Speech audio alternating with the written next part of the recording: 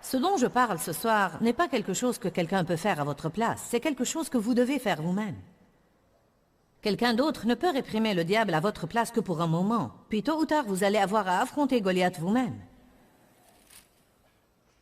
Vous ne pouvez absolument pas vaincre Goliath avec une bouche fermée. Vous devez l'ouvrir et les paroles adéquates doivent en sortir. Grâce soit rendue à Dieu, qui nous donne la victoire, nous rend vainqueurs par notre Seigneur Jésus-Christ. Grâce soit rendue à Dieu, qui nous donne la victoire, nous rend vainqueurs. Comment? Par Jésus-Christ. Parce qu'il est vainqueur, nous sommes vainqueurs. Allez à 2 Corinthiens 2, 14. Vous avez à connaître ces Écritures, et quand vous êtes au combat, vous avez à les sortir, vous avez à faire la guerre avec le diable, vous avez à lire ces Écritures à haute voix, vous avez à vous encourager en les lisant, et si besoin est, faites des pancartes et mettez-les partout à la maison. S'il y a une chose que le diable ne peut pas supporter, c'est la parole. 2 Corinthiens 2, 14. Grâce soit donnée à Dieu, qui par le Christ, le voilà de nouveau, en Christ. Pourquoi ai-je la victoire? Parce que je suis en Christ. Grâce soit rendue à Dieu qui, par le Christ, nous emmène en tout temps dans son triomphe. Non pas de temps en temps ou parfois, mais en tout temps, il nous emmène dans son triomphe, comme trophée de la victoire de Christ, et qui, par nous, répand en tout lieu et fait ressortir le parfum de la connaissance de Dieu. J'ai eu une expérience intéressante avec Dieu. Je n'étais pas vraiment consciente de cette écriture, mais depuis plusieurs années, je priais un matin et je remerciais Dieu pour tout ce qu'il a fait dans ma vie. Dieu a commencé à me parler. Et il m'a dit, « Joyce, tu es un trophée de ma grâce. » Je savais ce qu'il voulait dire par là. Dieu a fait une œuvre extraordinaire en moi. Je suis venue d'un milieu horrible. J'ai été abusée sexuellement pendant des années et des choses difficiles m'étaient arrivées. Je n'ai jamais eu l'occasion d'être un enfant. J'avais toujours un fardeau, je devais toujours m'inquiéter, j'ai toujours vécu dans la peur. J'avais des tas de problèmes de personnalité et beaucoup de choses excentriques dans ma vie. Et Dieu m'avait amené une victoire immense. Et jusqu'à présent, il m'amène des victoires tous les jours. Mais le Seigneur m'a montré comme une vitrine à trophées au ciel. J'ai eu comme une vision et j'ai vu comme une vitrine à trophées. Et la chose qu'il m'avait mise dans le cœur était que quand les gens excellent en une chose, comme peut-être un lanceur qui lance professionnellement, il remporte des trophées et il les expose dans une vitrine à trophées. Si quelqu'un est vraiment bon en basketball, football, patinage artistique ou n'importe quoi d'autre et qu'il remporte des trophées, il expose ses trophées dans une vitrine à trophées et tous ceux qui viennent les regardent et disent de suite « Cette personne est vraiment bonne en ça ». Dieu m'a dit « J'ai ma propre vitrine à trophées au ciel. Et tu es un des trophées dans ma vitrine à trophées, comme beaucoup de vous le sont. Beaucoup de vous sont des trophées de la grâce de Dieu. » Voilà ce qu'il m'avait dit. J'expose mes trophées pour que toutes les autorités et les dominations voient que je suis un spécialiste dans l'art de changer les vies et de guérir les gens que Satan a essayé de gâcher.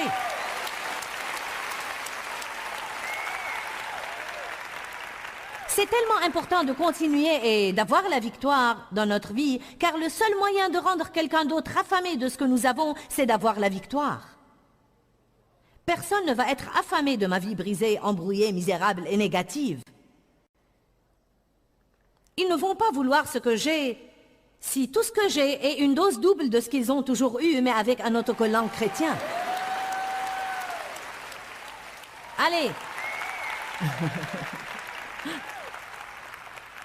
Je suis furieuse contre le diable à cause de la tromperie dans laquelle il maintient les gens. Grâce soit rendue à Dieu, qui par le Christ nous emmène en tout temps dans son triomphe, comme trophée de la victoire de Christ, comme la Bible amplifiée dit. Et par nous, après avoir fait de vous un trophée de grâce, il répand par vous et fait ressortir le parfum de la connaissance de Dieu partout où que vous soyez. Ces deux dernières écritures parlent de donner grâce à Dieu par la foi pour la victoire que nous avons déjà. Peut-être qu'elle n'est pas encore complètement visible dans votre vie, mais vous avez une victoire. Jésus a déjà gagné votre victoire et vous êtes en train d'apprendre sur cette victoire et de vivre cette victoire chaque jour de votre vie. Et chaque jour, vous vous améliorez et vous vous améliorez à tout point de vue. Et chaque jour, le diable est de plus en plus exaspéré, car plus vous faites des progrès, plus il devient exaspéré. Donc dites simplement, diable, mon objectif c'est de te faire une dépression. Amen. Alléluia. En fait, une fois, une dame m'a dit une chose des plus drôles. C'est un peu personnel, mais je le dirai quand même. Quelqu'un là a jamais eu des hémorroïdes?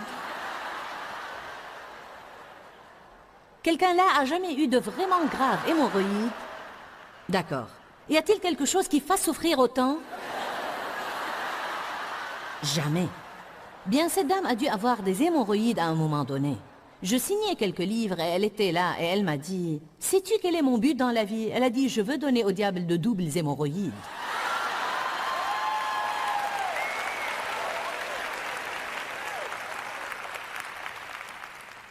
Alors, quel que soit ce qui vous motive et qui marche pour vous, ayez pour but d'amener la défaite à l'ennemi.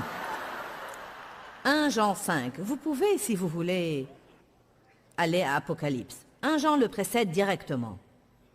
Je développe en vous la foi que vous êtes plus que ce que vous pensez être. Vous êtes plus que des mauviettes. Au-dessus et non pas au-dessous. Dieu a de bons plans pour votre vie, mais vous allez avoir à vous mettre debout et à agir en conséquence. Alléluia. 1 Jean chapitre 5, versets 4 et 5. Car tout ce qui est né de Dieu triomphe du monde. Et la victoire qui triomphe du monde, c'est notre foi. Ha ha. Qui est celui qui a triomphé du monde, sinon celui qui croit que Jésus est le Fils de Dieu, celui qui adhère a confiance en et s'appuie sur ce fait. Et voilà la victoire qui triomphe du monde, notre foi. Nous croyons Dieu, nous croyons la parole de Dieu, nous croyons que nous avons un avenir, nous croyons que notre passé est sous le sang, nous croyons que nous avons été rendus justes devant Dieu, et nous croyons que nous avons l'autorité sur Satan et qu'il ne peut pas gérer notre vie. Si vous n'avez rien fait d'autre que de venir ici pour prendre un chèque de foi, ça en vaut la peine. Parfois, bien que nous soyons des croyants, nous oublions de croire. Quelqu'un peut dire amen à ça? Nous sommes tellement prisonniers de ce que fait le diable. Nous devons nous rappeler qu'il s'agit de libérer notre foi. J'ai la foi. La foi est une force spirituelle qui est dans mon esprit. À chacun est départie une mesure de foi. Nous avons la foi, mais c'est à nous de décider où la mettre. Vous pouvez mettre votre foi en vos amis, dans votre compte bancaire ou en vous-même. Mais quand vous mettez votre foi en Dieu et quand vous libérez votre foi, là, tous les diables de l'enfer ne pourront jamais arriver à vous enlever ce que Dieu veut que vous ayez. Mais parfois, vous devez tenir ferme. Romains chapitre 8, verset 37 dit « Mais dans toutes ces choses, nous sommes plus que vainqueurs, et nous gagnons une victoire sans pareille par celui qui nous a aimés. » Voyez, j'essaye d'attiser votre foi dans votre homme intérieur, car pour être franche, quel que soit ce qui vous assaille de l'extérieur, si vous pouvez être assez fort et tout excité à l'intérieur, le diable ne peut pas vous vaincre, car ce qui est en vous est plus grand que celui qui est autour de vous, celui qui est en nous est plus grand que celui qui est dans le monde. Je ne suis pas aussi simple que je n'en ai l'air sur cette estrade. Il y a quelque chose à l'intérieur de moi. La Bible dit que je suis assise dans les lieux célestes avec Jésus et pourtant vous me voyez clair comme le jour debout là devant vous. Comment puis-je être debout ici et assise dans les lieux célestes avec Christ? Parce que nous vivons dans deux mondes en même temps. Nous vivons au ciel et nous vivons ici. C'est comme le garçon dont la mère essayait de faire asseoir à l'église. « Johnny, assieds-toi, Johnny, arrête de faire du bruit, assieds-toi, assieds-toi. » Elle le mettait dans sa chaise et il se levait. Elle le mettait et il se levait. Finalement, elle s'est énervée et elle lui a dit « Assieds-toi et ne te lève plus. » Vous autres, les mères, connaissez ce regard. Il s'est assis, mais il a levé la tête et lui a dit « Eh bien, je suis debout à l'intérieur. »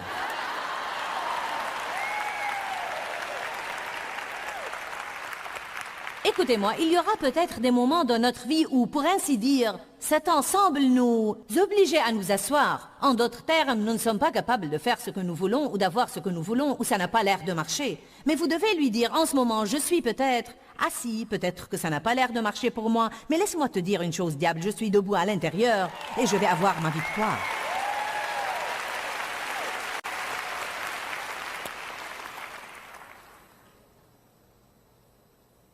Ne demandez pas à Dieu de vous aider à vaincre l'ennemi. Rendez-lui grâce pour avoir déjà vaincu l'ennemi. Je crois qu'une des choses que nous devons apprendre, et Dieu traite vraiment avec moi à ce sujet tout le temps, et je sais bien qu'il est important. La Bible dit la foi est maintenant. Et non pas la foi était hier ou la foi sera demain. Mais en ce moment, ma foi reçoit comme un fait ce qui n'est pas révélé à mes sens, mais qui est dans mon cœur. Peut-être que je ne l'ai pas en réalité, mais je l'ai dans mon cœur. Si souvent nous demandons à Dieu ce que nous avons déjà eu. Oh Dieu, donne-moi la victoire. Oh Dieu, donne-moi la victoire. Oh Dieu, donne-moi la victoire. Je viens de vous lire une demi-douzaine d'écritures qui disent « Dieu merci, nous avons la victoire. Nous sommes plus que vainqueurs. » Arrêtez d'essayer de vous asseoir sur une chaise alors que vous êtes déjà assis et rendez grâce à Dieu pour ce que vous avez. Je vais le dire à nouveau, ne demandez même pas à Dieu de vous faire triompher. Rendez grâce à Dieu pour avoir déjà triomphé. Reposez-vous dans ce qui a été accompli pour vous par Christ. Apocalypse dit « C'en est fait ». Jetons-y un coup d'œil. Apocalypse 16, 17. C'est accompli. C'est fait. Nous sommes assis dans les lieux célestes avec lui. Dieu a dit à Jésus, « Viens t'asseoir à ma droite jusqu'à ce que je fasse de tes ennemis ton marchepied. » Nous sommes assis en lui. Cela veut dire que nous attendons en paix pendant que Dieu œuvre. Jouissant de notre vie, attendant que Dieu fasse de nos ennemis notre marchepied. Je ne vais pas passer ma vie à éteindre les incendies que le diable provoque. Je vais jouir de ma vie et laisser Dieu faire ce que Dieu seul peut faire. Puis-je vous dire un secret? Il n'y a pas de mal à jouir de votre vie, même en ayant un problème. Est-ce que quelqu'un le savait? Même pendant que vous avez un problème, il n'y a pas de mal à jouir de votre vie. Dieu aime vous entendre rire au milieu de vos problèmes. La Bible dit, Dieu siège dans les cieux et rit de ses ennemis. La joie du Seigneur est notre force. Gardez votre joie et bien rigolez pendant que vous avez un problème et ce qui vous garde assez fort pour traverser la crise et ne pas renoncer. Apocalypse 16, 17. Puis le septième ange versa sa coupe dans l'air et une voix forte sortit du temple du ciel, du trône de Dieu, disant « C'en est fait! C'est fini! C'est accompli! C'est arrivé! » Vous devez toujours rappeler au diable, tu es déjà un ennemi vaincu. Il ne nous reste plus qu'à te piétiner. J'ai déjà lu la fin de la Bible. Je connais ta destinée. Alléluia, Éphésiens chapitre 1. Je sais que je vous prends partout dans la Bible, mais ça va. Dans un instant, nous allons ouvrir à Éphésiens 6 et y rester pour la soirée. Alléluia. Éphésiens 1, 19. Et pour que vous sachiez et compreniez quelle est l'infinie et l'illimitée et l'incomparable grandeur de sa puissance en et envers nous qui croyons. Paul a prié pour que l'Église connaisse la puissance qui était la sienne et pour qu'elle croie en cette puissance. Verset 20, qu'il a déployé en Christ en le ressuscitant des morts et en le faisant asseoir à sa droite dans les lieux célestes. Si vous n'étiez pas là la veille, je mets l'accent sur asseoir, car chaque fois que vous voyez que Jésus est assis, cela fait allusion au fait qu'il est entré dans le repos. Nous sommes assis avec lui dans les lieux célestes. Donc, ce repos de sabbat est à notre disposition. Le repos est une position de force. Nous ne pouvons pas vaincre l'ennemi pendant que nous sommes bouleversés, agités et inquiets. Nous devons être dans le repos de Dieu. Nous devons être dans la paix. La paix est une puissance. Le repos est une puissance. Qui se rend compte que Satan essaie de vous voler votre paix 30 fois par jour? Pourquoi pensez-vous qu'il est si décidé à vous prendre votre paix? Car s'il peut vous prendre votre paix, il peut vous prendre votre puissance. Il sait que Dieu vous a donné la puissance, mais si vous ne mettez pas vos chaussures de paix, quelqu'un va comprendre ça ce soir. Qu'il a déployé en Christ, en le ressuscitant des morts et en le faisant asseoir à sa droite dans les lieux célestes. Versets 21 et 22. Bien au-dessus de toute autorité et puissance et pouvoir et souveraineté et de tout autre nom qui puisse être nommé et au-dessus de tout autre titre qui puisse être conféré, non seulement dans ce siècle et dans ce monde, mais encore dans le siècle et le monde à venir. Quand Jésus a été ressuscité, il a été levé au-dessus de tout. Il est au-dessus de tout et nous sommes en lui. Donc ne dites plus que vous êtes sous quoi que ce soit. Sous les attaques. Sous un fardeau. Sous. Non, dites le diable est sous mes pieds. Et il a mis tout sous ses pieds. Et il l'a donné pour chef suprême et universel à l'Église. Son rôle de chef étant exercé dans toute l'Église. Allez à Éphésiens 6. Savoir que nous avons cette autorité ne veut pas dire que nous ne serons pas en but aux attaques. En fait, je ferais probablement aussi bien de vous dire que si vous commencez à avoir une révélation sur votre autorité, Satan va probablement doubler ses efforts pour un certain temps pour voir s'il peut vous porter à renoncer à la vérité dont vous entendez parler. Comprenez que quand vous entendez la parole et que vous entendez la vérité et que vous commencez à essayer d'exercer cette vérité dans votre vie, vous allez avoir à tenir bon pour une période de temps. Peut-être que vous aurez une révélation vous incitant à donner et vous aurez un témoignage de Dieu. « Oh, Dieu soit loué, je dois donner davantage. » À combien de vous Dieu dit de temps en temps de donner davantage? Ne restez pas bloqué quelque part sans jamais avancer. Vous ne pouvez pas continuer à semer la même graine et avoir une plus grande moisson. Si vous semez plus, vous récolterez plus. Et pourtant, invariablement, quand vous sortez de la barque pour faire quelque chose de plus grand, peut-être que ça ne va pas toujours se passer de cette façon, mais parfois l'ennemi lancera une attaque contre vous. Il y a des gens qui s'excitent pour venir travailler pour nous, afin de commencer à travailler au ministère, et beaucoup d'eux sont en but à des attaques épouvantables. Puis ils commencent à penser, j'ai dû faire la mauvaise chose, ça a dû ne pas être la volonté de Dieu que je vienne ici. Non, ce n'est pas vrai. Satan veut que vous reveniez là où vous étiez. Mais s'ils tiennent bon et ne renoncent pas, ils seront finalement victorieux. Chaque fois que vous passez par, vous gagnez une victoire que le diable ne peut pas vous enlever. Mais chaque fois que vous revenez là où vous étiez avant, vous aurez toujours cette même chose à traverser à un moment donné de votre vie.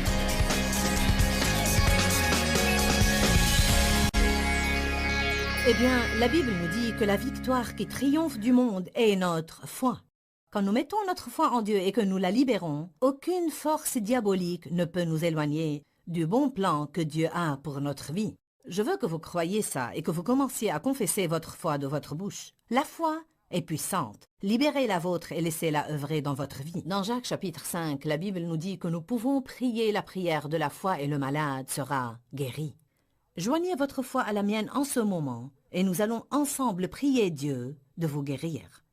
Père, nous venons à toi en ce moment au nom de Jésus et nous venons en tenant ta propre parole devant ton trône, Seigneur, dans laquelle tu dis que tu guériras le malade si nous prions la prière de la foi. Donc je libère ma foi en ce moment même, au nom de Jésus. Et je prie que les gens qui regardent ce programme, qui ont des maladies ou des malaises, qui ont des douleurs ou des gênes dans leur corps, qu'ils puissent connaître ta force guérissante maintenant, au nom de Jésus. Soyez guéris du sommet de votre tête jusqu'à la plante de vos pieds, de l'extérieur et de l'intérieur. Toutes les maladies sont au-dessous du nom de Jésus. Nous te rendons grâce, Seigneur, car tu œuvres dans les gens maintenant. La douleur doit partir maintenant, au nom de Jésus. Amen. Eh bien, merci, Seigneur. Je crois que vous ressentez la force guérissante de Dieu dans votre corps. Et nous attendons avec impatience que vous partagiez votre témoignage avec nous. Que Dieu vous bénisse. Joignez-vous à nous deux. Quand, Seigneur, quand? Dans ce livret, Joyce Meyer vous apprend à faire confiance au temps de Dieu. Pour obtenir ce livret gratuitement, écrivez-nous à Joyce Meyer, boîte postale 40095-6300, Larnaca, Chypre. Ou bien visitez notre site web www.joycemeyer.org/fr.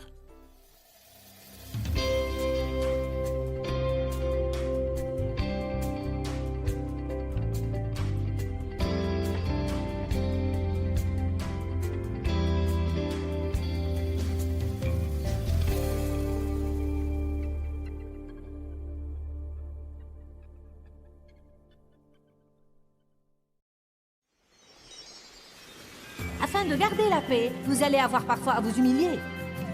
Vous allez avoir parfois à vous excuser même quand vous ne trouvez pas que vous avez tort.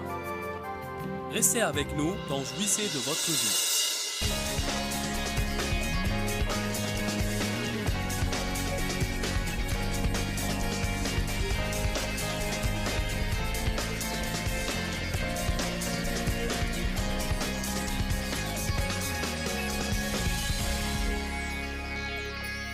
Ce n'est pas parce que vous avez l'autorité, ce n'est pas parce que vous pouvez résister et réprimer, ce n'est pas parce que nous pouvons lier et délier que nous n'aurons pas des saisons où nous devons tenir ferme. Ce n'est pas parce que je résiste à l'ennemi qu'il disparaîtra immédiatement. En fait, il se peut parfois que je fasse un bon choix et la fournaise est chauffée 7 fois plus qu'elle ne l'était avant que je fasse mon bon choix. Et c'est une poisse, n'est-ce pas? Je ne comprends pas du tout, je fais le bon choix et j'ai fait ce qu'il fallait. Maintenant, regardez, mon problème empire. Quelqu'un a jamais fait cette expérience? Voyez, c'est la tactique du diable pour essayer de vous dire « ça ne marche pas, ce truc ne marche pas ». C'est là que vous devez faire ce que je vous lirai dans un instant. Vous serrez votre ceinture de vérité. Dites « va-t'en, diable ». En ce moment, je vais m'accrocher à la parole de Dieu plus que jamais. Tenez donc ferme, tenez bon, ayant serré la ceinture de vérité autour de vos reins. Il enchaîne pour parler des autres pièces de l'armure. La cuirasse de la justice, les chaussures de la paix, le bouclier de la foi, le casque du salut, l'épée de l'esprit, couvrant le tout avec la prière. Vous pouvez lire tout ça jusqu'au verset 18. Je veux vous parler de cette armure, car pendant que vous tenez ferme, vous devez vous assurer que vous avez effectivement revêtu votre armure. Cette armure que Dieu nous procure est une armure spirituelle. Elle n'est pas quelque chose que vous revêtez et que vous pouvez voir avec votre œil physique, mais Satan peut la voir. Amen. Il sait quand vous revêtez votre justice et quand vous ne la revêtez pas. Il sait si vous levez le bouclier de la foi ou si vous vivez dans la peur. Tout d'abord, la Bible nous dit que nous devons croire la parole. Serrez-vous la ceinture de la vérité. Autrefois, je me demandais, que signifie cela? Puis Dieu m'a dit, dans les ennuis, accroche-toi à la parole plus fermement que jamais. Si quelqu'un a l'impression que son pantalon va tomber et il a une ceinture, il va se serrer la ceinture. Quand le diable vous poursuit, si vous avez l'impression que vous êtes sur le point de tout perdre et de renoncer et de laisser tomber, à ce moment-là, vous devez resserrer la ceinture de la vérité. Vous devez vous accrocher à la parole de Dieu plus que jamais. Vous devez confesser la parole plus que jamais. Allez avec moi à Deutéronome 28. Je veux vous montrer certains trucs qui vous appartiennent. J'essaie de remonter le moral de ce groupe ce soir. Deutéronome 28. Je veux commencer au verset 7 et aller jusqu'au verset 14. Vous verrez quand j'arriverai au verset 14 que toutes ces promesses seront réalisées dans votre vie lorsque vous obéissez à la parole de Dieu, lorsque vous vous accrochez à la vérité de la parole de Dieu. Resserrez la ceinture de la vérité. L'Éternel te donnera la victoire sur tes ennemis qui s'élèveront contre toi. Ils sortiront contre toi par un seul chemin et s'enfuiront devant toi par sept chemins. L'Éternel ordonnera à la bénédiction d'être avec toi dans tes greniers et dans tes entreprises. Et il te bénira dans le pays que l'Éternel ton Dieu te donne. L'Éternel te constituera pour lui en peuple saint comme il te l'a juré si tu observes les commandements de ton Dieu et si tu marches dans ses voies. Et tous les peuples de la terre verront que tu es appelé du nom de l'Éternel et en sa présence, et ils te craindront. Et l'Éternel te comblera de bien en multipliant le fruit de tes entrailles. Cela veut dire que vous devez travailler. Le fruit de tes troupeaux de ton sol, dans le pays que l'Éternel a juré à tes pères de te donner. Et l'Éternel t'ouvrira son bon trésor, le ciel, pour faire tomber en son temps la pluie sur ton pays, et pour bénir tout le travail de tes mains. Et tu prêteras à beaucoup de nations, et tu n'emprunteras point. Et l'Éternel fera de toi la tête et non la queue. Et tu seras toujours en haut, et tu ne seras jamais en bas. Ne dites plus « je suis sous quelque chose », mais dites « je suis en haut et non en bas, la tête et non la queue ». Allez. Si tu obéis aux commandements de l'Éternel ton Dieu que je te prescris aujourd'hui pour les garder et les mettre en pratique, et que tu ne te détournes point de tous les commandements que je te donne aujourd'hui, c'est exactement ce dont je parle. Quand vous avez des problèmes, ne vous détournez pas de la parole. Ne courez pas vers une solution du monde. N'allez pas appeler tous vos amis leur demandant ce que vous devez faire. Quand vous avez des problèmes, allez au trône, pas au téléphone.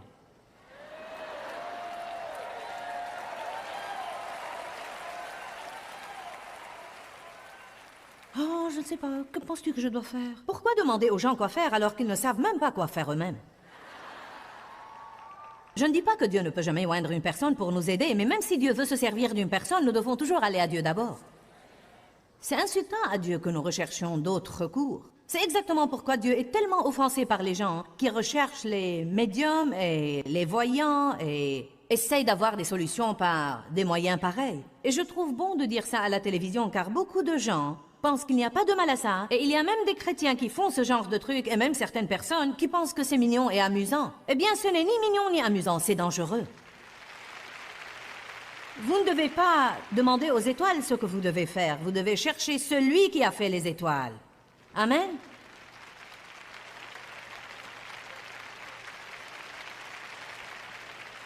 Pourquoi voudriez-vous laisser une étoile décider de votre avenir? Vous n'avez pas à lire votre horoscope pour trouver ce que vous devez faire chaque jour. Vous êtes mené par le Saint-Esprit. Amen. Je sais que beaucoup de gens pensent qu'il n'y a pas de mal à ces trucs. Et comme je l'ai dit, il y a beaucoup de chrétiens qui le font de façon régulière et n'y trouvent même pas rien à redire. Oh ouais, tu sais, nous sommes au cirque. Allons nous faire lire les lignes de la main. Vous devez faire attention à ce genre de trucs. Ce n'est pas mignon, c'est insultant à Dieu. Il veut mener et guider votre avenir. Il veut que vous lisiez la parole et que vous sachiez ce qu'il dit de vous. Vous ne devez pas aller demander à quelqu'un d'autre ce que Dieu dit de vous. C'est écrit dans la Bible. Vous êtes la justice de Dieu en Christ. Vous êtes des enfants de Dieu. Vous êtes loin de Dieu. Vous êtes bénis et non pas maudits. Amen. Savez-vous ce que je dis de mon avenir? Mon avenir est scellé. Alléluia. Mon nom est écrit dans le livre de vie de l'agneau. Je suis reconnaissante de connaître la parole de Dieu. Quand le diable vous attaque, vous devez resserrer cette ceinture de la vérité. Revêtez la cuirasse de la justice, dit la Bible. Je peux m'arrêter juste là et prêcher toute la soirée, car c'est probablement l'un de mes sujets préférés. Mais je vais essayer de traiter tous les points. Donc je vais essayer d'en parler un petit peu. La justice veut dire que vous savez qui vous êtes en Christ. Ce en Christ est une chose très importante, car qui je suis en Christ est différent de qui je suis en moi-même et ce que je fais. En et par moi-même, je vais faire des erreurs. Peut-être que je ne fais pas toujours tout comme il faut, mais la Bible dit, si je crois vraiment en Jésus, si je me fie à lui, à ce moment-là, je suis rendu juste devant Dieu, et par le sang de Jésus, je deviens la justice de Dieu en Christ. Vous agissez d'une façon différente quand vous avez une bonne opinion de vous-même que quand vous avez une mauvaise opinion de vous-même. Car si vous avez une mauvaise opinion de vous-même, vous allez être sous quelque chose tout le temps. Je me permettrai de dire que la majorité des chrétiens sont sous la culpabilité et la condamnation, la plupart du temps, à propos d'un méfait dont ils se sont déjà repentis et demandé à Dieu de leur pardonner. Mais ils n'ont pas reçu ce pardon et cette miséricorde. Ils se sentent coupables et essayent de payer ce que Jésus a déjà payé pour. Allez maintenant. Vous dites, eh bien, je n'ose pas faire une erreur et faire comme si de rien n'était. Non, vous devez vous repentir, vous devez l'admettre, vous devez demander à Dieu de vous pardonner. Mais quand c'est fait, vous devez en finir et continuer. C'est exactement ce dont parlait Paul dans Philippiens quand il a dit « Je fais une chose, elle est ma seule aspiration, oubliant ce qui est en arrière et me portant vers ce qui est en avant. » Il a dit qu'il devait faire tout ce qu'il pouvait pour saisir ce que Jésus est mort pour que nous ayons. Ne vivez pas sous la condamnation. Vivez dans votre juste position devant Dieu. La justice est une arme. La cuirasse couvre votre cœur. Vous ne devez pas être sous la condamnation. Vous ne devez pas vous sentir coupable. Vous devez venir avec assurance devant Dieu. Vous savez qui vous êtes en Christ. Vous savez que vous avez l'autorité sur l'ennemi. Et en plus, vous devez savoir que vos erreurs ne concernent absolument pas le diable. Il est l'accusateur des frères. Savez-vous ce que je disais à un de mes voisins quand il venait se plaindre d'un de mes enfants? Rentre chez toi, mes enfants ne te regardent pas. Je m'occuperai moi-même de mes enfants. Allez maintenant, si vous êtes des parents, vous savez que j'ai raison. Ton enfant a fait ça, et vous allez vous redresser immédiatement. C'est comme... Rien n'exaspère les parents autant que quelqu'un qui parle de leurs enfants. Vous faites... Même si vous savez que ce qu'il dit est la vérité, vous ne voulez cependant pas l'entendre de lui.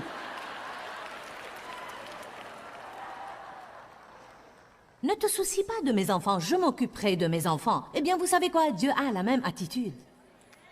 Quand le diable commence à essayer de vous dire tout ce que vous n'êtes pas, vous devez dire ce que je ne suis pas ne te regarde pas, parce que je suis en Christ, assis dans les lieux célestes. Dieu m'a pardonné mes péchés, il s'occupe de moi, il me change. S'il y a une chose qui doit être faite dans ma vie, Dieu la fera. Je ne te concerne pas.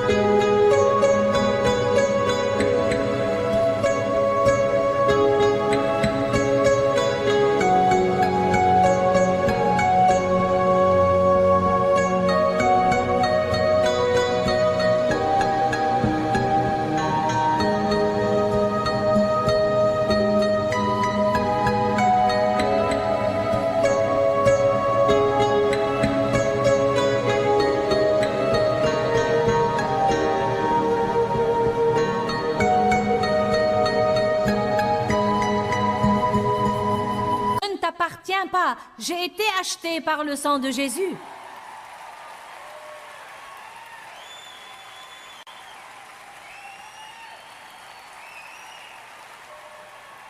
Vous en rendez-vous compte? Vous avez été racheté du diable. Vous avez été acheté par le sang de Jésus. Le diable ne vous possède plus et vous ne le concernez pas. Revêtez votre justice. Allez à 2 Corinthiens chapitre 6. Oh, vous m'avez stimulé ce soir.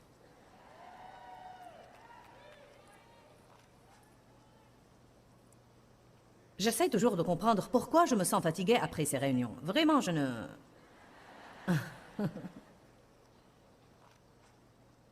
Oh, Jésus. Je vous le dis, j'aime la parole et j'aime voir ce que la parole fait dans la vie des gens. Vous connaîtrez la vérité et la vérité vous affranchira. Alléluia. Par la parole de vérité, par la puissance de Dieu, par les armes de la justice offensive à la main droite et défensive à la main gauche. 2 Corinthiens 6, 7 dit que la justice est une arme. D'une part, nous nous en servons pour attaquer l'ennemi, et d'autre part, nous nous en servons pour nous défendre. Vous devez revêtir votre justice comme une robe. Ésaïe chapitre 61 l'appelle une robe de justice. Revêtez-vous de toutes les armes de Dieu. Revêtez la justice tous les jours et marchez devant Dieu avec assurance. Allez à Ésaïe 32, 17.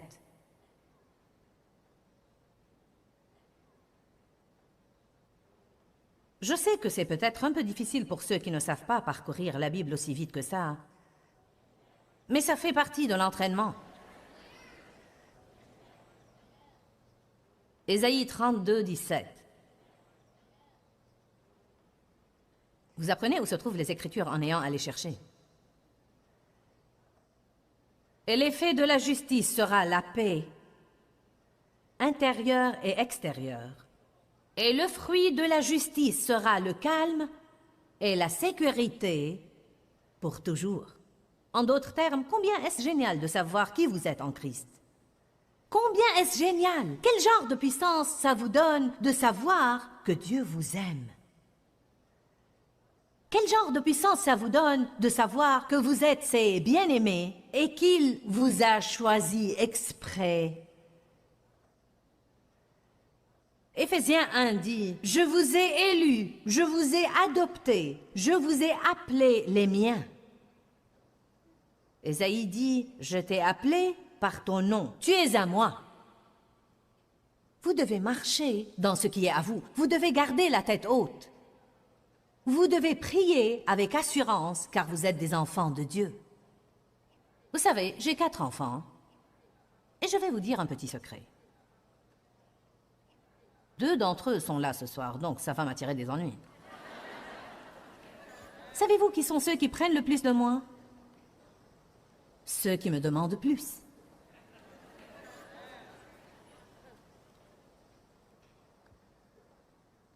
J'ai un enfant en particulier, c'est notre Benjamin. Et parfois les autres sont un peu exaspérés et ils disent « Eh bien, tu lui donnes tout. » Je dis « Eh bien, il demande tout. » Amen. Laisse-moi te demander, Laura, tu es là ce soir. Combien de fois as-tu demandé une chose et tu ne l'as pas eue? Pas très souvent, vrai? Si tu demandes, la plupart du temps, tu prends. Nous sommes les enfants de Dieu. Et il nous dit, venez avec assurance au trône. Car Dieu peut faire infiniment, abondamment, au-dessus et au-delà de tout ce que nous pouvons jamais espérer, demander ou penser, selon sa puissance qui œuvre en nous. Savez-vous pourquoi les gens ne demandent pas? C'est ce stupide et puant esprit diabolique de culpabilité et de condamnation qui donne l'impression aux gens qu'ils n'ont aucun droit de demander quoi que ce soit de Dieu parce qu'ils sont imparfaits et qu'ils font des erreurs. Eh bien, en fait, le Benjamin, qui demande tellement, a probablement fait plus d'erreurs que les autres 3. Mais il sait que nous l'aimons. Il sait qui il est. Il sait qu'il est notre enfant et il demande. Et il étreint, et il embrasse. Et il dit, « Je vous aime. Vous êtes les meilleurs parents au monde entier. » Amen. Mon Dieu, hier même, il m'a dit, « Je n'aurais pas pu survivre à l'année passée de ma vie sans toi, maman. » Et je fais, « Oh. »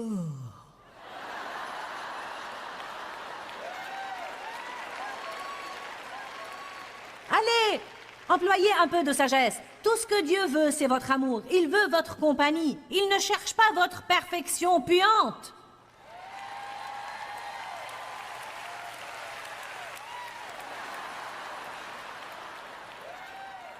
Si vous ou moi aurions pu être parfaits, Jésus n'aurait pas eu à venir sur terre. Il est venu parce que nous sommes un gâchis. Et laissez-moi vous dire une chose, vous ne choquez pas Dieu. Il n'est pas là-haut disant maintenant, « Oh mon Dieu, mais qu'ai-je fait ?» Il sait plus sur nous que nous ne saurons jamais. Et il nous aime de toute façon. Qu'a-t-il dit à Jérémie? « Avant même que tu sois né, je t'ai connu et je t'ai apprécié. » Que veut dire « je t'ai connu » ? Je connaissais ce que tu allais faire. Je connaissais chaque chose stupide que tu allais dire. Je connaissais les mauvaises décisions que tu allais prendre. Et je t'ai apprécié et je t'ai appelé comme mon instrument choisi.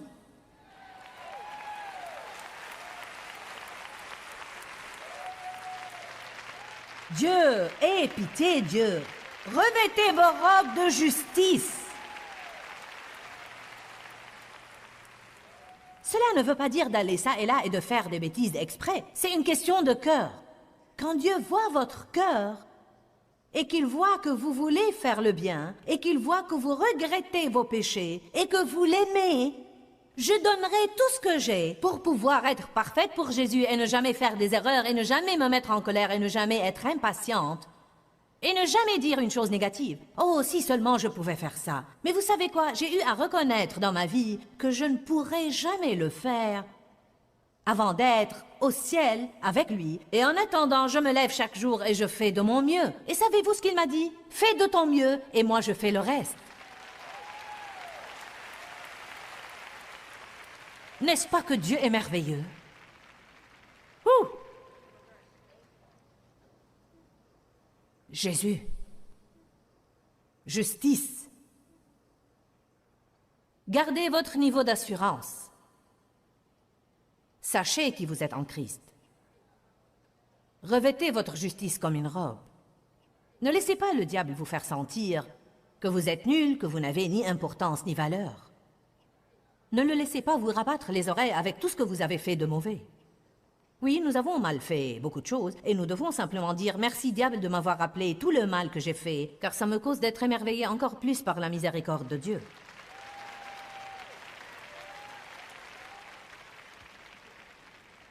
La Bible dit « Mettez vos chaussures de paix. »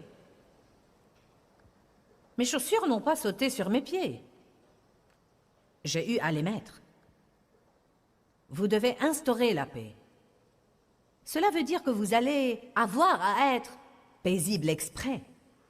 Amen. Celles-ci se sont un petit peu étendues depuis que je les ai mises. Mais quand j'ai d'abord essayé de les mettre ce soir, j'ai dû les travailler un petit peu. C'est comme ça qu'il en est parfois de la paix. Vous devez la travailler un peu pour l'instaurer. Je viens de finir un nouveau livre sur la poursuite de la paix. J'ai appris que si je vais marcher dans la paix, je dois le faire exprès. Elle ne va pas tomber sur moi comme des cerises mûres qui tombent d'un cerisier. Mettez, serrez-vous la ceinture de la vérité. Revêtez la cuirasse de la justice. Mettez vos chaussures de paix. Que veut-il dire quand il dit « Revêtez-vous de toutes les armes de Dieu, les armes que Dieu procure. Revêtez-vous-en et tenez ferme. » Cela veut dire qu'il va y avoir un effort qui va avoir à être fait. Jean 14, 27, Jésus a dit « Je vous laisse ma paix. Ce n'est pas à la manière du monde que je vous la donne, mais je vous donne et lègue ma propre paix maintenant. » Puis la Bible amplifiée dit « Donc arrêtez de vous permettre d'être inquiet et bouleversé. » Il dit « Je vous ai donné la paix. Choisissez. Ne choisissez pas le trouble.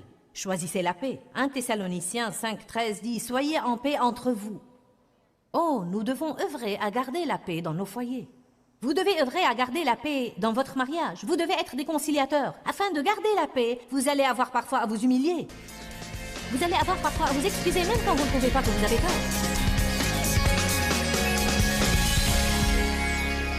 Eh bien, la Bible nous dit que la victoire qui triomphe du monde est notre foi. Quand nous mettons notre foi en Dieu et que nous la libérons, aucune force diabolique ne peut nous éloigner du bon plan que Dieu a pour notre vie. Je veux que vous croyiez ça et que vous commenciez à confesser votre foi de votre bouche. La foi est puissante. Libérez la vôtre et laissez-la œuvrer dans votre vie. Dans Jacques chapitre 5, la Bible nous dit que nous pouvons prier la prière de la foi et le malade sera guéri. Joignez votre foi à la mienne en ce moment et nous allons ensemble prier Dieu de vous guérir. Père, nous venons à toi en ce moment au nom de Jésus et nous venons en tenant ta propre parole devant ton trône, Seigneur, dans laquelle tu dis que tu guériras le malade si nous prions la prière de la foi. Donc je libère ma foi en ce moment même, au nom de Jésus. Et je prie que les gens qui regardent ce programme, qui ont des maladies ou des malaises, qui ont des douleurs ou des gênes dans leur corps, qu'ils puissent connaître ta force guérissante maintenant, au nom de Jésus. Soyez guéris du sommet de votre tête jusqu'à la plante de vos pieds, de l'extérieur et de l'intérieur. Toutes les maladies sont au-dessous du nom de Jésus. Nous te rendons grâce, Seigneur, car tu œuvres dans les gens maintenant. La douleur doit partir maintenant, au nom de Jésus. Amen. Eh bien, merci, Seigneur. Je crois que vous ressentez la force guérissante de Dieu dans votre corps et nous attendons avec impatience que vous partagiez votre témoignage avec nous. Que Dieu vous bénisse. Joignez-vous à nous demain. Quand, Seigneur, quand? Dans ce livret, Joyce Meyer vous apprend à faire confiance au temps de Dieu. Pour obtenir ce livret gratuitement, écrivez-nous à Joyce Meyer, boîte postale 40095-6300, La...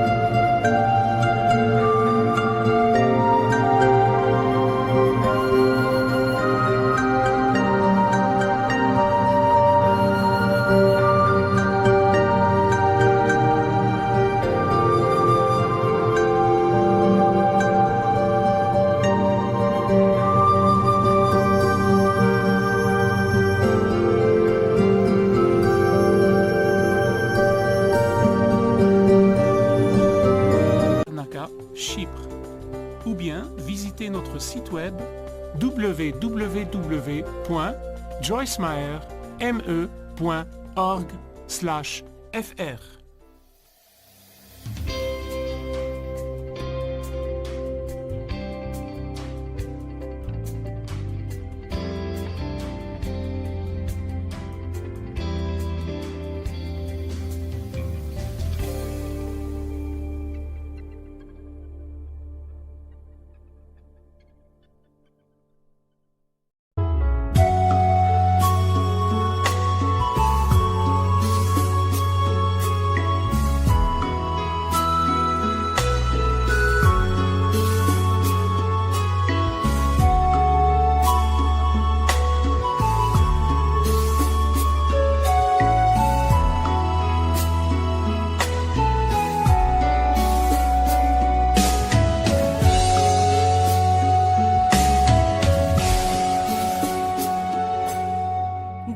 khắp phương trời vẫn nhớ tới quê hương. Người về đây thăm làng Trù quê mẹ và làng Sen quê cha, xúc động bồi hồi người rơi giọt lệ. Thương mái nhà tranh, thương đất mẹ nghèo.